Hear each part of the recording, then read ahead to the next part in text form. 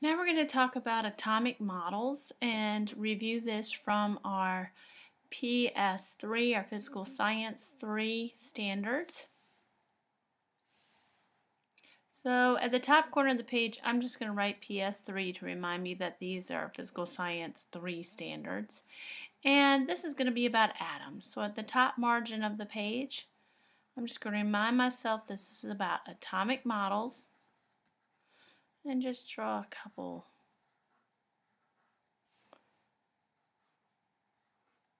decorative pictures.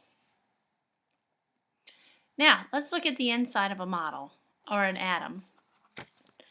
In an atom, you have several major parts. You have the nucleus of the atom. So this is the nucleus. And inside of the nucleus, you have protons,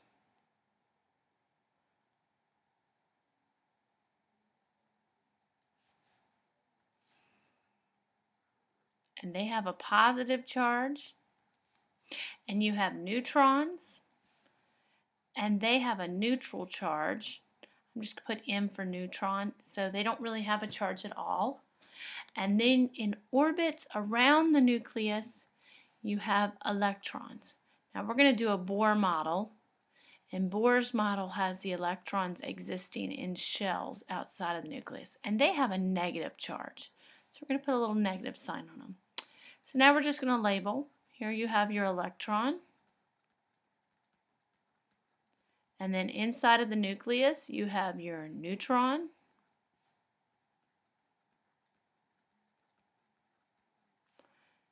And your proton.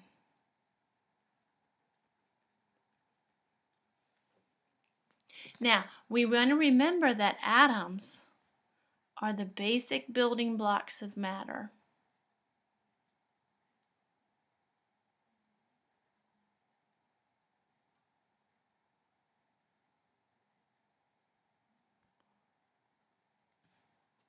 Okay, so we're going to remember that atoms are the building blocks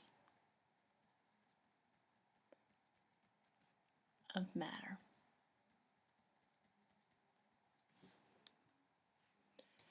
Now, this should take up about half of your page, so we're going to the second half of your page. If you made it smaller than half, that's just fine. And we're going to talk about the major contributions to the atom or the atomic model and who they are and what exactly they said. So we're going to be on the second half of the page. I'm going to go ahead and clear the screen so that I can have the whole room to draw my pictures. And the first one we're going to talk about is John Dalton. And if we remember, John Dalton was the British scientist. And he thought that the atom was like a marble, an unbreakable sphere.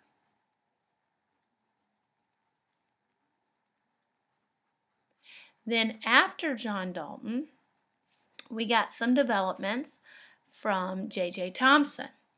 And J.J. Thomson said, okay, I agree that the atom is a sphere, but I believe that it has an overall positive charge.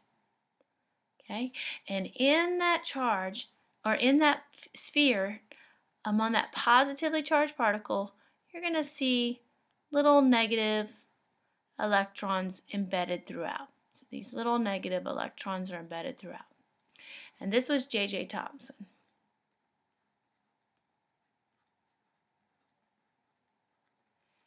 And we're going to call this the chocolate chip muffin model.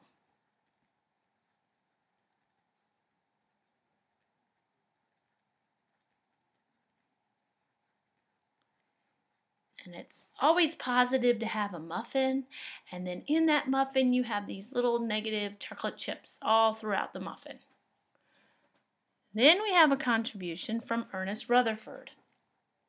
And Ernest Rutherford had kind of a peach type concept where you've got your atom, And he said that like a peach, you have a pit in the center. He said that there was a small center to the atom, and inside you would find all the protons in the center. And then around the outside of the center, you would have the negative electrons. So as you can see, we're just kind of building on the original model. And this is Ernest Rutherford.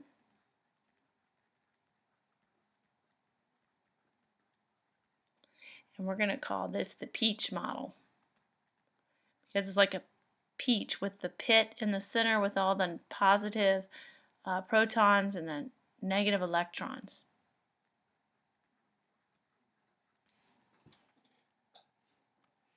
And then last, or second to last, we have Niels Bohr.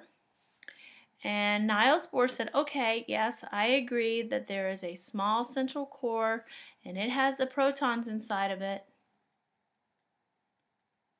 But I don't think that all the electrons are just organized around the nucleus. I think that there's more to it than that. And so he said that I think that there are these shells surrounding the nucleus, and the electrons exist in these shells.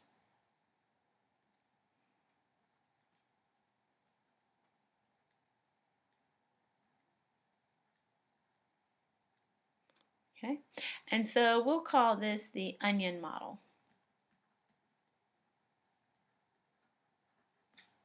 And this was by Niels Bohr. We like to use this model in class a lot because it's easy to see the electrons. Because the last model is the model that we talk about today. And I've kind of run out of room here, so I'm going to bring it down here. And the last model is considered the electron cloud theory. And what that states is that we have a nucleus. And inside of the nucleus we have protons and neutrons.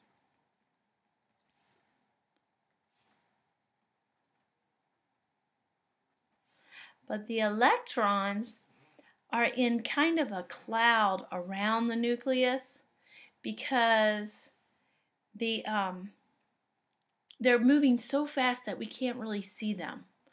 So I'm going to try and put a red cloud. These electrons are moving so fast that they're in a cloud. Smudge this. They're just moving everywhere that you can't really figure out where they are at any point in time and place. And we call this the electron cloud theory.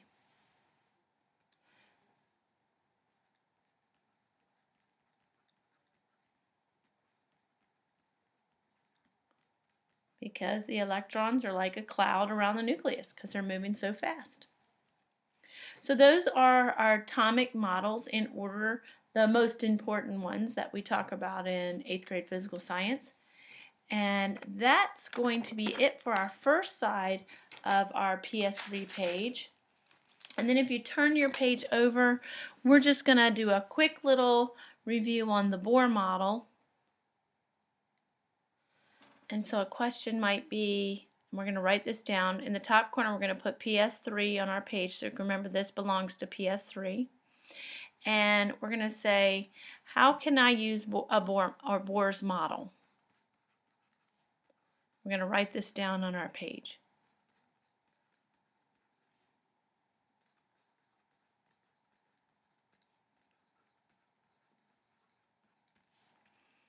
And what you do is you identify.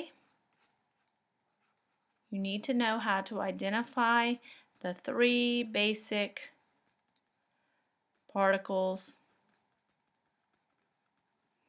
of an atom. So what you need to know is that you have the central nucleus. Okay, this is your nucleus. And inside of your nucleus, you have your protons.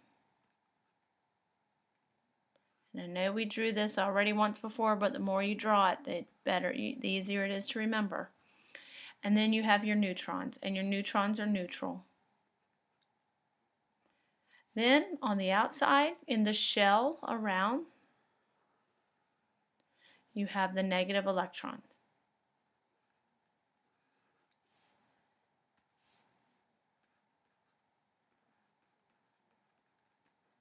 Just a reminder about your valence electrons.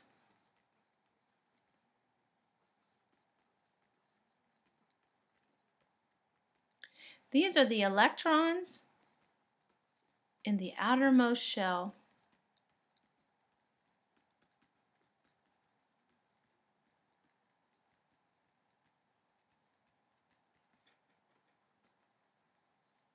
And they are responsible for bonding with electrons in other atoms.